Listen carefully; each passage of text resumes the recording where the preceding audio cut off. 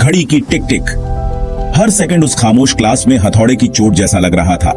बच्चों के चेहरे नीचे पेपर में गड़े हुए थे। हवा में घुटन सी थी, जैसे कोहरा छाया हो। पंखे की हवा भी उस गर्मी से राहत नहीं दे पा रही थी। ये कोई सख्त मुजरिम नहीं थे जो सजा का इंतजार कर रहे हो। ये तो बस स्टूडेंट्स थे जो साल के आखिरी इम्तिहान दे रहे थे। उनके छोटे से कंधों पर उम्मीदों का बोझ था, माँ बाप का, टीचर्स का और पढ़ाई में नंबर लाने के पीछे पागल इस समाज का। उनके लिए ये इम्तिहान सिर्फ नॉलेज का टेस्ट नहीं था, बल्कि अपने फ्यूचर की लड़ाई थी। उस खामोशी को सिर्फ पेन की आवाज तोड़ रही थी। किसी की खांसी भी गोली की आवाज जैसी लग रही थी।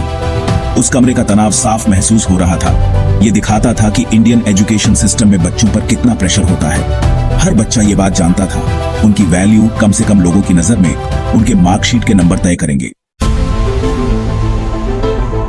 इंडियन एजुकेशन सिस्टम में नंबर ही सब कुछ है। यही सबसे बड़ा पैमाना है जिससे बच्चे की अक्ल और काबिलियत नापी जाती है। नंबर लाने की इस दौड़ ने ऐसा माहौल बना दिया है जहां असली पढ़ाई पीछे छूट जाती है। बच्चों को रट्टा मारना सिखाया जाता है, बस इम्तिहान में उगलने के लिए। सोचने समझने की ताकत, क्रिएटिविटी और नया करने की चाहत, ये सब बेकार की चीजें मानी जाती हैं, जो नंबर लाने के रास्ते में रुकावट डालती हैं।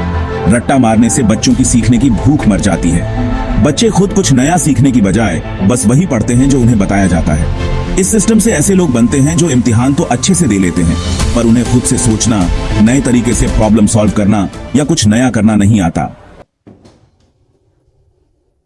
इंडियन एजुकेशन सिस्टम अक्सर एक मशीन की तरह काम करता है। स्टूडेंट्स कच्चा माल हैं जिन्हें सिस्टम में डालकर एक जैसे ढांचे में ढाला जाता है।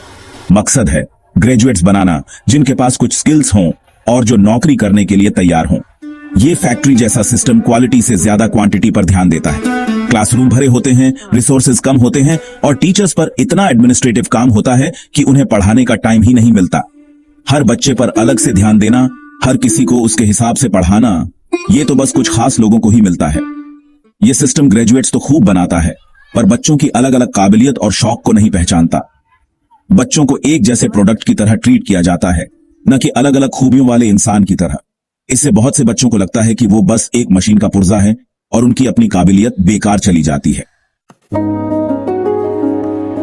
सेक्शन 4 उम्मीदों की जेल। छोटी उम्र से ही इंडियन बच्चों को एक सीमित सफलता की परिभाषा की तरफ धकेला जाता है। समाज कहता है कि इंजीनियरिंग, मेडिकल या लॉ जैसे प्रोफेशन में ही सुरक्षित और इज्जतदार फ्यूचर है।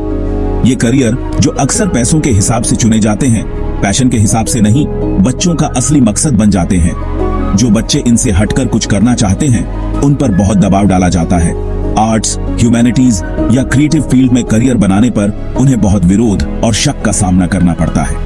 नाकामयाब या कम महत्वाकांक्षी कहलाने के डर से बहुत से बच्चे अपने असली पैशन को छोड़कर समाज की बात मान लेते हैं। ये दबाव न सिर्फ बच्चों की काबिलियत को सीमित करता है, बल्कि देश को अलग अलग स्किल्स वाले लोगों से भी वंचित रखता है। ये नया सोचने और क्रिएटिविटी को रोकता है, ऐसे फील्ड में तरक्की को रोकता है जहां नई सोच की जरूरत होती है। सेक्शन 5 सफलता की नई परिभाषा। इंडियन एजुकेशन सिस्टम जो रट्टा मारने, एक जैसे इम्तिहान और समाज के दबाव पर टिका है, उसमें बहुत बड़ा बदलाव चाहिए। हमें ऐसे सिस्टम से आगे बढ़ना होगा जो नंबरों को सीखने से ज्यादा और एक जैसे होने को अलग होने से ज्यादा अहमियत देता है। हमें सफलता को सिर्फ पढ़ाई के नंबरों से आगे बढ़कर देखना होगा।